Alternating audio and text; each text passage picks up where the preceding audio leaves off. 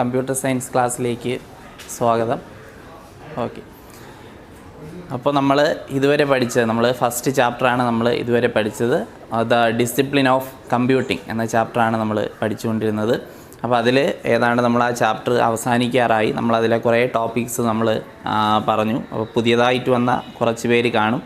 അപ്പോൾ അവർക്ക് ചെറിയൊരു ഇൻട്രൊഡക്ഷൻ ഒന്നുകൂടെ തരാനായിട്ട് സാർ പറഞ്ഞിട്ടുണ്ട്. അപ്പോൾ ഒരു ചെറിയൊരു ഇൻട്രൊഡക്ഷൻ നിങ്ങൾക്ക് വേണ്ടി തരാം. അതുപോലെ നിങ്ങളുടെ നോട്ട്സ് സാറിന് അയച്ചു കൊടുത്തിട്ടുണ്ട്.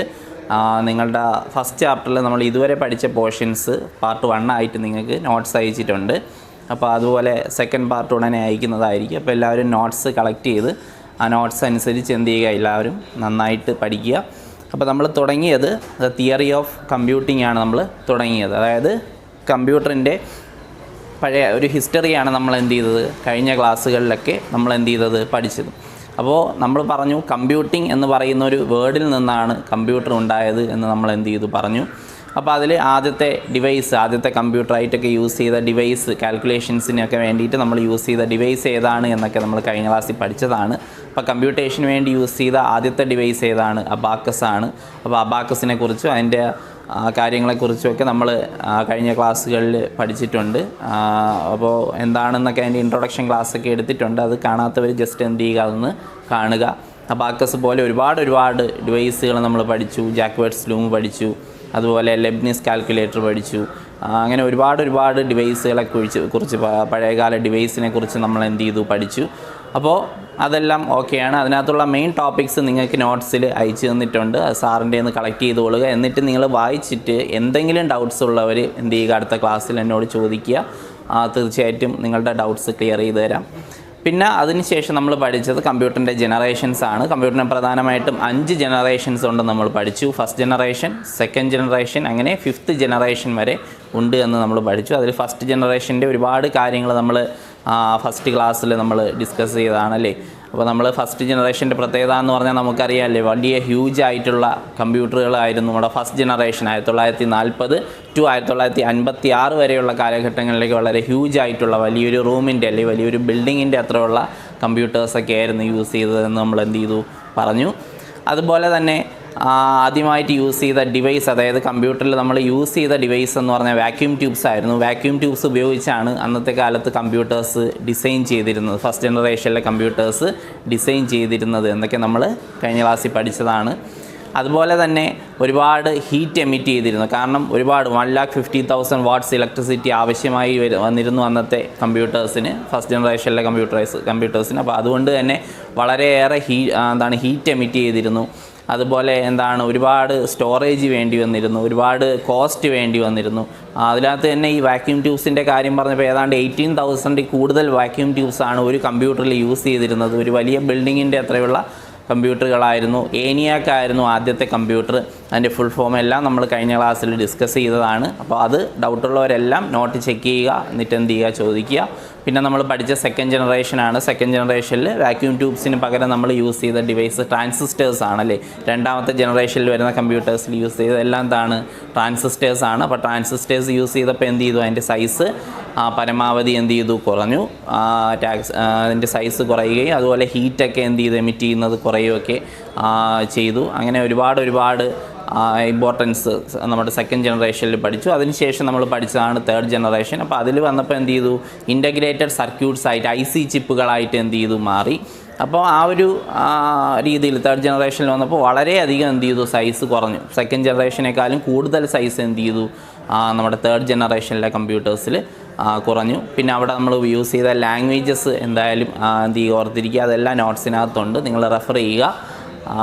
ഓക്കെ, പിന്നെ അതിനുശേഷം നമ്മൾ പഠിച്ച ഫോർത്ത് ജനറേഷനാണ്. ഫോർത്ത് ജനറേഷൻ എന്ന് പറഞ്ഞാൽ നമ്മളിപ്പോൾ യൂസ് ചെയ്തുകൊണ്ടിരിക്കുന്ന കമ്പ്യൂട്ടറൊക്കെ 1971 മുതൽ നമ്മളിപ്പോൾ യൂസ് ചെയ്തുകൊണ്ടിരിക്കുന്ന കമ്പ്യൂട്ടർ വരെ ഫോർത്ത് ജനറേഷനിൽ വരുന്നതാണ്. ഇവിടെ മൈക്രോ പ്രോസസ്സേഴ്സാണ് യൂസ് ചെയ്യുന്നത്. മൈക്രോ പ്രോസസ്സറിൻ്റെ പ്രത്യേകത എന്ന് പറഞ്ഞാൽ നമ്മൾ CPU തന്നെ മൈക്രോ പ്രോസസ്സറിനകത്താണ് വന്നിരിക്കുന്നത്. അതുകൊണ്ടാണ് നിങ്ങൾക്ക് ലാപ്ടോപ്സൊക്കെ യൂസ് ചെയ്യാനായിട്ട് പറ്റുന്ന വിത്തൗട്ട് CPU ഇല്ലാതെ. CPU ഉണ്ട്, പക്ഷേ എങ്ങനെയാണ്, ചെറിയൊരു ചിപ്പിനകത്ത് മൈക്രോ പ്രോസസ്സറിനകത്താണ് CPU വന്നിരിക്കുന്നത്. വലിയൊരു CPU അല്ല ഇന്ന് വരുന്ന. അങ്ങനെയുള്ള ഡിവൈസുകളും ഉണ്ട്, വലിയ CPU വരുന്നതൊക്കെ ഉണ്ട്. പക്ഷേ ലാപ്ടോപ്പുകളിൽ മൈക്രോ പ്രോസസ്സേഴ്സ് യൂസ് ചെയ്ത് CPU എന്ത് ചെയ്തു, അതിനകത്തേക്ക് മാറ്റുകയും അതുപോലെ വളരെയധികം സൈസ് കുറഞ്ഞ് നിങ്ങളുടെ മുന്നിലേക്ക് ഇപ്പോൾ എന്ത് ചെയ്തിരിക്കുകയാണ്, വന്നിരിക്കുകയാണ്. ഓക്കെ, അതാണ് നമ്മൾ 4th ജനറേഷനിൽ പഠിച്ചത്. പിന്നെ നമ്മൾ 5th ജനറേഷൻ പഠിച്ചു. 5th ജനറേഷൻ പഠിച്ചപ്പോൾ അവിടെ എന്താണ്, നമ്മൾ ആർട്ടിഫിഷ്യൽ ഇൻ്റലിജൻസ് ആണ് യൂസ് ചെയ്യുന്നത് അല്ലേ. അതായത് മനുഷ്യരെ പോലെ എന്ത് ചെയ്യുക, പെരുമാറുക. അതാണ് ഫേസ് റെക്കഗ്നിഷൻ, പിന്നെ എന്താണ് നമ്മൾ പറയുന്ന അതേ രീതിയിൽ എന്ത് ചെയ്യുക, അത് റെസ്പോണ്ട് ചെയ്യുക. അങ്ങനെയുള്ള കാര്യങ്ങളൊക്കെ എന്താണ് ആർട്ടിഫിഷ്യൽ ഇൻ്റലിജൻസിൽ വരുന്നതാണ്. നമ്മുടെ അലക്സ ഡിവൈസ്, ഗൂഗിൾ അസിസ്റ്റൻറ്റ്, ഇതൊക്കെ ആർട്ടിഫിഷ്യൽ ഇൻ്റലിജൻസിന് എക്സാമ്പിൾസ് ആണ് എന്ന് ഞാൻ കഴിഞ്ഞ ക്ലാസ്സിൽ പറഞ്ഞു. ഓക്കെ, അപ്പോൾ അതാണ് 5th ജനറേഷൻ. ഇനി വരാൻ പോകുന്ന, അല്ലെങ്കിൽ നമ്മളിപ്പോൾ 5th ജനറേഷനിലായി കഴിഞ്ഞു. ഇപ്പോൾ എന്താണ് എല്ലായിടത്തും ആർട്ടിഫിഷ്യൽ ഇൻ്റലിജൻസ് യൂസ് ചെയ്യുന്നുണ്ട്, റോബോട്ട്സിനെ യൂസ് ചെയ്യുന്നുണ്ട്.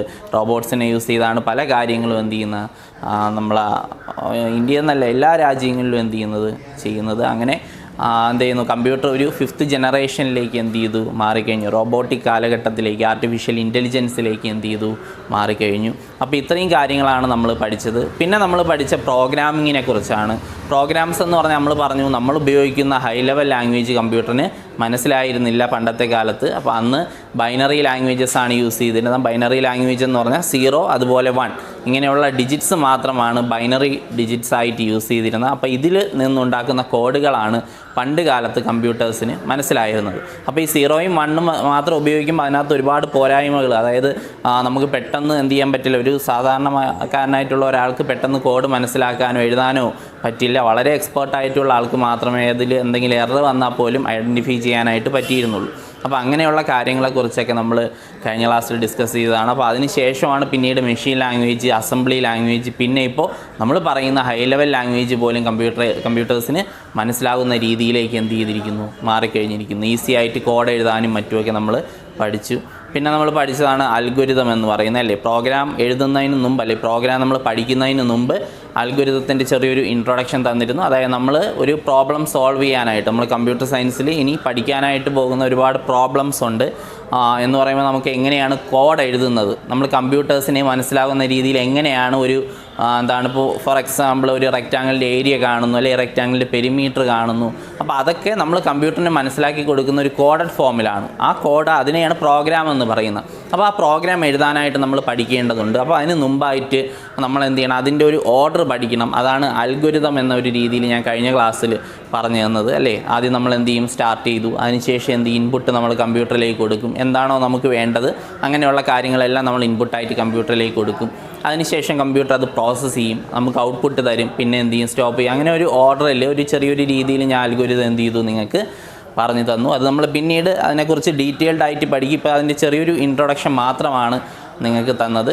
പിന്നെ നമ്മൾ പഠിച്ച ലോകത്തിലെ വേൾഡിലെ ആദ്യത്തെ പ്രോഗ്രാമർ ആരെന്ന് ചോദിച്ചാൽ നമ്മൾ അതും കഴിഞ്ഞ ക്ലാസ്സിൽ പറഞ്ഞതാണ്, അഗസ്റ്റ ആഡ ലവ്ലേസ് ആണ്. നമ്മുടെ ചാൾസ് ബാബേജിൻ്റെ അസിസ്റ്റൻ്റ് ആയിരുന്ന അഗസ്റ്റ ആഡ ലവ്ലേസ് ആണ് നമ്മുടെ വേൾഡിലെ തന്നെ ആദ്യത്തെ പ്രോഗ്രാമർ എന്ന് പറയുന്നത്.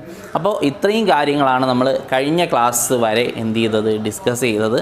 അപ്പോൾ നമ്മുടെ നോട്ട്സ് 5th ജനറേഷൻ വരെയുള്ള നോട്ട്സുകൾ കൊടുത്തിട്ടുണ്ട്. പിന്നെ അതിൻ്റെ ഞാൻ മെയിനായിട്ട് തന്നിരിക്കുന്ന ഫുൾ ഫോംസ് ഒക്കെ ഞാൻ അതിനകത്ത് ഇൻക്ലൂഡ് ചെയ്തിട്ടുണ്ട്.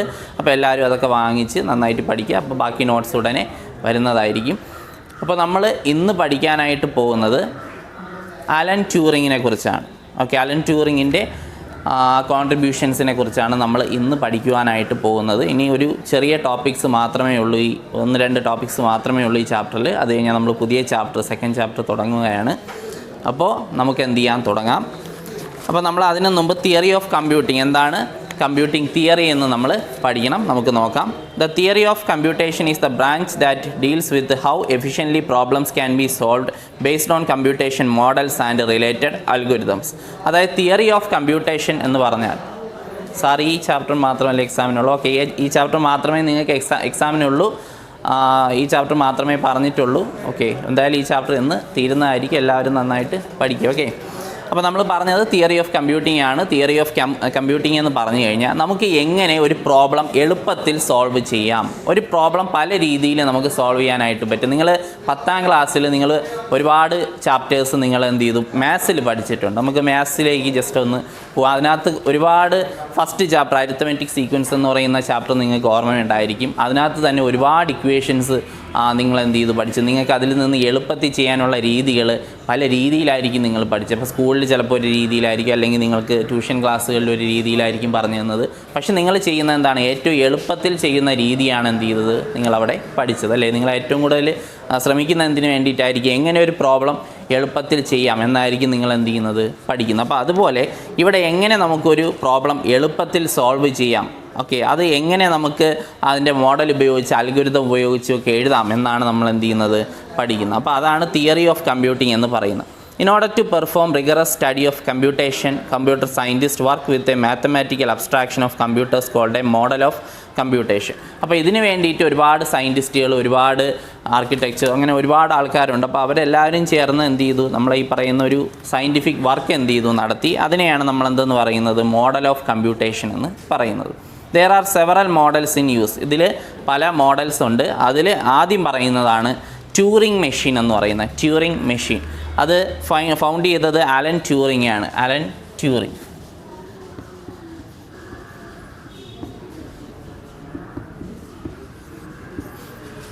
അപ്പോൾ നമ്മൾ ആഡ ലവ്ലേസിനെ കുറിച്ച് പഠിച്ചു. ആദ്യത്തെ പ്രോഗ്രാമറാണ്, വേൾഡിലെ തന്നെ ആദ്യത്തെ പ്രോഗ്രാമറാണ് ആഡ ലവ്ലേസ് എന്ന് പറയുന്നത്. അതുപോലെ നിങ്ങൾ ഓർത്ത് വയ്ക്കേണ്ട പേരാണ് അലൻ ട്യൂറിംഗ് എന്ന് പറയുന്ന. അപ്പോൾ എന്തുകൊണ്ടാണ് അദ്ദേഹത്തിനെ കുറിച്ച് ഇവിടെ പറഞ്ഞിരിക്കുന്നത് നമുക്ക് നോക്കാം. എന്തൊക്കെയാണ് അദ്ദേഹത്തിൻ്റെ കണ്ടുപിടുത്തങ്ങൾ, അതുപോലെ കോൺട്രിബ്യൂഷൻസ് എന്തൊക്കെയാണ് എന്ന് നമുക്ക് നോക്കാം. Alan M. Turing was British mathematician, logician, cryptographer and computer scientist. He made significant contribution to the development of computer science by presenting concept of algorithm and computing with the help of invention of Turing machine. അദ്ദേഹം മെയിനായിട്ടുള്ള രണ്ട് കാര്യങ്ങളാണ് നമുക്ക് contribute ചെയ്തിരിക്കുന്നത്. ഒന്ന്, concept of algorithm എഴുതുന്നതിന് വേണ്ടിയിട്ടുള്ള കുറച്ച് കൺസെപ്റ്റ് അദ്ദേഹം എന്ത് ചെയ്തു, ഇൻട്രൊഡ്യൂസ് ചെയ്തു. അതുപോലെ തന്നെ ട്യൂറിംഗ് മെഷീൻ ഇൻവെൻറ്റ് ചെയ്തു. ഇങ്ങനെയുള്ള രണ്ട് കാര്യങ്ങളാണ് അദ്ദേഹം മെയിനായിട്ട് നമ്മൾക്ക് കമ്പ്യൂട്ടർ സയൻസിന് വേണ്ടിയിട്ട് കോൺട്രിബ്യൂട്ട് ചെയ്തിരിക്കുന്നത്. ഒന്ന് നമ്മൾ പറഞ്ഞു, എന്താണ്, അൽഗോരിതത്തിനെ കുറിച്ചുള്ള കുറച്ച് കൺസെപ്റ്റ് എന്ത് ചെയ്തു, അദ്ദേഹം ഇൻട്രൊഡ്യൂസ് ചെയ്തു. അതുപോലെ തന്നെ പറഞ്ഞിരിക്കുന്ന ട്യൂറിംഗ് മെഷീൻസ് എന്ത് ചെയ്തു, ഇൻവെൻറ്റ് ചെയ്തു, കണ്ടുപിടിച്ചു. അതിനെക്കുറിച്ച് നമ്മൾ പഠിക്കും. അപ്പോൾ ഈ രണ്ട് കാര്യങ്ങളാണ് അദ്ദേഹം മെയിനായിട്ട് എന്ത് ചെയ്തിരിക്കുന്നത്, കോൺട്രിബ്യൂട്ട് ചെയ്തിരിക്കുന്നത്. Turing machine which is considered as the theoretical model of general purpose computer. നമ്മുടെ ജനറൽ പർപ്പസ് കമ്പ്യൂട്ടറിൻ്റെ ഒരു തിയററ്റിക്കൽ മോഡലാണ് ട്യൂറിംഗ് മെഷീൻ എന്ന് നമ്മൾ പറയുന്നത്. In 1950s, Alan Turing proposed to consider question, can machines think? 1950 കാലഘട്ടങ്ങളിൽ നമ്മുടെ അലൻ ട്യൂറിംഗ് മുന്നോട്ട് വെച്ച ഒരു ചോദ്യമാണ് ക്യാൻ മെഷീൻസ് തിങ്ക്. അതായത് മെഷീൻസിന് ചിന്തിക്കാനുള്ള കഴിവുണ്ടോ, അല്ലെങ്കിൽ ചിന്തിക്കാൻ കഴിയുമോ, മെഷീൻസിന് ചിന്തിക്കാൻ കഴിയുമോ എന്നുള്ളൊരു ചോദ്യം അദ്ദേഹം എന്ത് ചെയ്തു, മുന്നോട്ട് വെച്ചു. And later it turns out to be the foundation for the studies related to the computing machinery and intelligence. പിന്നീടുള്ള കമ്പ്യൂട്ടർ സയൻറ്റിസ്റ്റുകൾ മുഴുവൻ എന്ത് ചെയ്തു, അദ്ദേഹത്തിൻ്റെ ഈ ചോദ്യത്തിൽ നിന്ന് ഒരുപാട് കാര്യങ്ങൾ എന്ത് ചെയ്തു, കണ്ടുപിടിക്കാനായിട്ട് തുടങ്ങി. ആ കണ്ടുപിടുത്തത്തിൻ്റെ ഫലമാണ് ഇന്ന് നമ്മൾ ആർട്ടിഫിഷ്യൽ ഇൻ്റലിജൻസിലേക്ക് എത്തി നിൽക്കുന്നത്. നമ്മൾ പറയുന്ന അതേ രീതിയിൽ നമ്മൾ പറഞ്ഞു, അലക്സ ഡിവൈസുകൾ, അതുപോലെ എന്താണ് ഗൂഗിൾ അസിസ്റ്റൻറ്റ്, ഇതൊക്കെ നമ്മൾ പറയുന്നത് പോലെ പ്രവർത്തിക്കാൻ കാരണം 1950 ആ കാലഘട്ടങ്ങളിൽ അലൻ ട്യൂറിംഗ് ചോദിച്ച ഒരു ചോദ്യമാണ് ക്യാൻ മെഷീൻസ് തിങ്ക്. മെഷീൻസ് ചിന്തിക്കുമോ, അല്ലെങ്കിൽ മെഷീൻസിന് ചിന്തിക്കാനുള്ള കഴിവുണ്ടോ. ഓക്കെ, അപ്പോൾ അതിനനുസരിച്ച് ആണ് പിന്നീടുള്ള കണ്ടുപിടുത്തങ്ങൾ എന്ത് ചെയ്തതിലേക്ക് വഴിവെച്ചത്. Turing proposed an imitation game which is later modified to Turing test and it is considered to be the test for determining a machine's intelligence. പിന്നീട് എന്ത് ചെയ്തു, അദ്ദേഹം ട്യൂറിംഗ് ടെസ്റ്റ് എന്ന് പറയുന്ന ഒരു ആശയം മുന്നോട്ട് വെച്ചു. ട്യൂറിംഗ് ടെസ്റ്റ്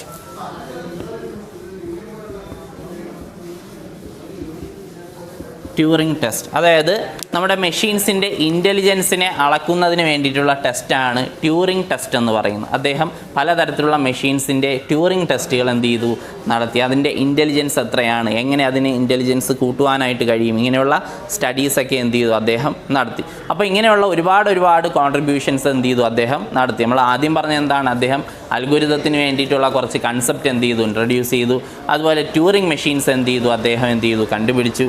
അതുപോലെ എന്താണ്, നമ്മുടെ ഇൻ്റലിജൻസിന് വേണ്ടിയിട്ടുള്ള കുറേ ആശയങ്ങൾ എന്ത് ചെയ്തു, അദ്ദേഹം കൊണ്ടുവന്നു. അതുകൊണ്ടാണ് അദ്ദേഹത്തെ father of modern computer science എന്ന് പറയുന്നത്. അപ്പോൾ മറന്നു പോകരുത്, father of modern computer science എന്ന് പറയുന്നത് ആരെയാണ്, അലൻ ട്യൂറിങ്ങിനെയാണ്. നിങ്ങൾ എവിടെയെങ്കിലും നോട്ട് ചെയ്ത് വയ്ക്കുക, ഞാൻ നോട്ട്സ് അയച്ചു തരുന്നുണ്ട്. അപ്പോൾ ഇത് എവിടെയെങ്കിലും ജസ്റ്റ് ഒന്ന് നോട്ട് ചെയ്ത് വയ്ക്കുക, മറന്നു പോകരുത്. Father of modern computer science എന്ന് പറയുന്ന ആരാണ്, നമ്മുടെ അലൻ ട്യൂറിംഗ് ആണ്. Okay, as well as artificial intelligence. അതുപോലെ തന്നെ ആർട്ടിഫിഷ്യൽ ഇൻ്റലിജൻസിൻ്റെയും ഫാദർ എന്നറിയപ്പെടുന്ന ആരാണ്? അലൻ ട്യൂറിംഗ് ആണ്. അപ്പോൾ അലൻ ട്യൂറിംഗ് ആണ് ആർട്ടിഫിഷ്യൽ ഇൻ്റലിജൻസിൻ്റെയും അതുപോലെ തന്നെ മോഡേൺ കമ്പ്യൂട്ടർ സയൻസിൻ്റെയും ഫാദർ എന്ന് അറിയപ്പെടുന്നത്. കാരണം അദ്ദേഹം മുന്നോട്ട് വെച്ച ഒരുപാട് കോൺട്രിബ്യൂഷൻസിൻ്റെ ഫലമായിട്ടാണ് അദ്ദേഹം എന്ത് ചെയ്തത് ഇങ്ങനെ അറിയപ്പെടുന്നത്. ഓക്കെ, അപ്പോൾ ഇത്രയും എന്ത് ചെയ്യുക, പഠിച്ചു വയ്ക്കുക.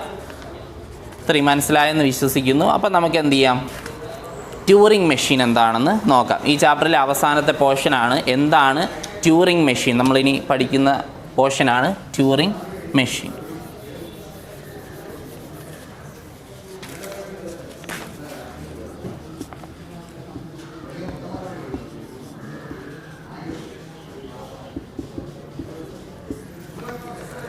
ട്യൂറിംഗ് മെഷീൻ എന്താണ്, നമുക്ക് ട്യൂറിംഗ് മെഷീൻ എന്ന് നോക്കാം. Turing machine is a model of a computer proposed by an Alan Turing in 1936.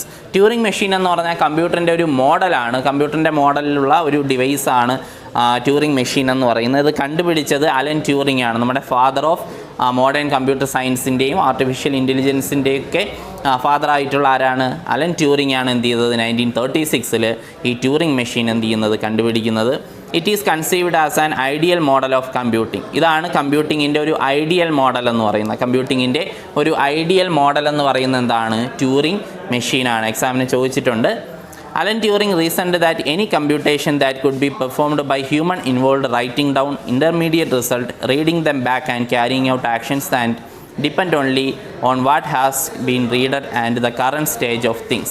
അപ്പോൾ ഇവിടെ ചെയ്തതെന്ന് പറഞ്ഞാൽ ഈ ട്യൂറിംഗ് മെഷീന് അദ്ദേഹം കൊടുത്തിട്ടുള്ള ആശയങ്ങൾക്കനുസരിച്ച് അല്ലെങ്കിൽ അദ്ദേഹം എഴുതി തയ്യാറാക്കി അദ്ദേഹം പ്രോഗ്രാം ചെയ്ത ആശയങ്ങൾക്കനുസരിച്ചാണ് ഈ പറയുന്ന മെഷീൻ അല്ലെങ്കിൽ ട്യൂറിംഗ് മെഷീൻ എന്ത് ചെയ്യുന്നത്, പ്രവർത്തിക്കുന്നത്. It is a theoretical computing device that could print symbols on a paper tape. ഇത് ചെയ്യുന്നതെന്ന് പറഞ്ഞാൽ നമ്മുടെ പേപ്പർ ടേപ്പുകളിൽ എന്ത് ചെയ്യും, സിമ്പിൾസ് പ്രിൻറ്റ് ചെയ്യും.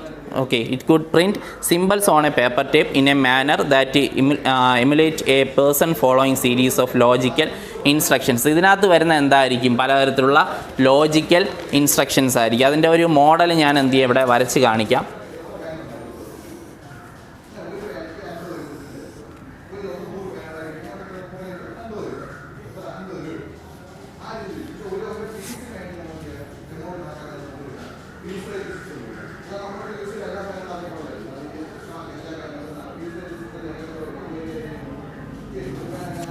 ഇതാണ് ഇതിൻ്റെ ഒരു മോഡൽ എന്ന് പറയുന്നത്. നമ്മൾ ഈ പറഞ്ഞ പേപ്പർ ടേപ്പാണിത്, നമ്മുടെ ട്യൂറിംഗ് മെഷീനിൽ ഉപയോഗിക്കുന്ന പേപ്പർ ടേപ്പാണ്. ഇതിൻ്റെ പ്രത്യേകത എന്ന് പറഞ്ഞാൽ ഇവിടെ ഒരു ബ്ലാങ്ക് ആയിട്ടുള്ള ഒരു സ്പേസ് തന്നിട്ടുണ്ട്, പിന്നെ അതുപോലെ ഒരു 0 ഡിജിറ്റ് വന്നിട്ടുണ്ട്, ഇവിടെയും ബ്ലാങ്ക് ആണ്, പിന്നെ 1ഉം വന്നിട്ടുണ്ട് അല്ലേ. 0ഉം 1ഉം അങ്ങനെയുള്ള ബൈനറി ഡിജിറ്റ്സും പിന്നെ ബ്ലാങ്ക് സ്പേസുകളുമാണ് കൊടുത്തിരിക്കുന്നത്. ഇതിൻ്റെ പ്രത്യേകത എന്ന് പറഞ്ഞാൽ ഇതൊരു കോഡാണ്. ഇതിന് ഒരുപാട് ഇൻസ്ട്രക്ഷൻസ് ഉണ്ട്. ഈ കൊടുത്തിരിക്കുന്ന അത്രയും ഓരോ ഇൻസ്ട്രക്ഷൻസിനെ സൂചിപ്പിക്കുന്നതാണ്. ഇപ്പോൾ ഇവിടെ ബ്ലാങ്ക് 0 ബ്ലാങ്ക്, ഇതെന്താണ് ഒരു ഇൻസ്ട്രക്ഷനെ സൂചിപ്പിക്കുന്നതാവാം. പിന്നെ 1 പിന്നെ ബ്ലാങ്ക്, അതും എന്താവും വേറൊരു ഇൻസ്ട്രക്ഷൻസിനെ സൂചിപ്പിക്കുന്നതാവാം. അപ്പോൾ അങ്ങനെയുള്ള ഇൻസ്ട്രക്ഷൻസ് കൊടുക്കുവാൻ വേണ്ടിയിട്ടാണ് ഇത് യൂസ് ചെയ്യുന്നത്. ഈ പേപ്പർ ടേപ്പുകളിൽ ഇവരെന്ത് ചെയ്യുന്നു, ഈ കോഡ് എഴുതിയിട്ട് ഇത് റൺ ചെയ്യുന്നതിനനുസരിച്ചാണ് ഈ മെഷീൻ എന്ത് ചെയ്യുന്നത്, പ്രവർത്തിക്കുന്നത്, ട്യൂറിംഗ് മെഷീന് പ്രവർത്തിക്കുന്നത്. അതായത് ഒന്നുമില്ല, നിങ്ങൾ പഴയകാല ടേപ്പ് റെക്കോർഡേഴ്സൊക്കെ കണ്ടു കാണും. അപ്പോൾ അതിനകത്ത് നിങ്ങൾ ഇടുന്ന ആ ഒരു ഡിസ്ക് എന്ന് പറയുന്നത്, അതിനകത്ത് കുറേ ഇതുപോലുള്ള ടേപ്പുകളാണ്, പേപ്പർ ടേപ്പുകളാണ്. അത് കറങ്ങിയാണ് നിങ്ങൾക്ക് പണ്ട് കാലത്ത് പാട്ടുകളൊക്കെ കേൾക്കുവാനായിട്ട് കഴിഞ്ഞിരുന്നത്. അത് സെർച്ച് ചെയ്ത് നോക്കിയാൽ നിങ്ങൾക്ക് കാണുവാനായിട്ട് പറ്റും. പണ്ട് കാലത്ത് ടേപ്പ് റെക്കോർഡറിലൊക്കെ പാട്ട് കേൾക്കുന്ന ഇതുപോലുള്ള ടേപ്പ് ഉപയോഗിച്ച് അതിനകത്ത് എന്ത് ചെയ്യുന്നു, റെക്കോർഡ് ചെയ്താണ് യൂസ് ചെയ്തിരുന്നത്. അപ്പോൾ അതുപോലെ നമ്മുടെ ട്യൂറിംഗ് മെഷീനകത്തൊരു പേപ്പർ ടേപ്പ് ഉണ്ടായിരുന്നു. അതിനകത്താണ് എന്ത് ചെയ്യുന്നത്, ഈ കോഡുകൾ എഴുതുന്നത്. ഈ 0, 1, ബ്ലാങ്ക് ഇങ്ങനെയുള്ള 3 കാര്യങ്ങൾ ഉപയോഗിച്ചാണ് ഇവർ എന്ത് ചെയ്യുന്നത്, കോഡ് എഴുതുന്നത്. ഈ കോഡിനനുസരിച്ചായിരിക്കും നമ്മുടെ ട്യൂറിംഗ് മെഷീൻ എന്ത് ചെയ്യുന്നത്, പ്രവർത്തിക്കുന്നത്. അതാണ് ഇവിടെ പറഞ്ഞിരിക്കുന്നത്. A Turing machine consist of an infinitely long tape. ഇതൊരു ഇൻഫിനിറ്റ് ആയിട്ടുള്ള ലോങ് ടേപ്പാണ്. Which act like the memory in a computer. ഒരു കമ്പ്യൂട്ടറിൻ്റെ മെമ്മറി ആയിട്ട് ഇത് എന്ത് ചെയ്യുന്നു, പ്രവർത്തിക്കുന്നു. The cells on the tape are usually blank as the start and can be written with symbols. ഇത് സ്റ്റാർട്ട് ചെയ്യുന്ന ബ്ലാങ്കിലായിരിക്കും, പിന്നെ എന്ത് ചെയ്യും, ഇതിനകത്ത് സിമ്പിൾസ് വരും. 0, 1 ഇങ്ങനെയുള്ള സിമ്പിൾസ് ആയിരിക്കും ഇത് എന്ത് ചെയ്യുന്ന വരുന്നത്. Okay, simple 0, 1 and blank and is thus said to be a 3 simple Turing machine. ഇതിനെ 3 സിമ്പിൾ ട്യൂറിംഗ് മെഷീൻ എന്നാണ് പറയുന്നത്. കാരണം ബ്ലാങ്ക് ഉണ്ട്, 0 ഉണ്ട്, 1 ഉണ്ട്, അങ്ങനെ 3 സിമ്പിൾസ് ആണ് ഇതിനകത്ത് യൂസ് ചെയ്യുന്നത്. അതുകൊണ്ടാണ് ഇതിനെ 3 സിമ്പിൾ ട്യൂറിംഗ് മെഷീൻ എന്ന് പറയുന്നത്. അപ്പോൾ ഇത്രയാണ് മെയിനായിട്ട് ട്യൂറിംഗ് മെഷീനെ കുറിച്ച് ഇതിനകത്ത് പറഞ്ഞിരിക്കുന്നത്. അപ്പോൾ ഇതിൻ്റെ നോട്ട്സ് ഞാൻ അയച്ചു തരാം. അപ്പോൾ ഇന്ന് പഠിപ്പിച്ച ഈ രണ്ട് കാര്യങ്ങൾ, ഒന്ന് അലൻ ട്യൂറിങ്ങിൻ്റെ കോൺട്രിബ്യൂഷനെ കുറിച്ചും പിന്നെ ട്യൂറിംഗ് മെഷീനെ കുറിച്ചും എന്തെങ്കിലും ഡൗട്ട്സ് ഉള്ളവർ ചാറ്റിലൂടെ ചോദിക്കും.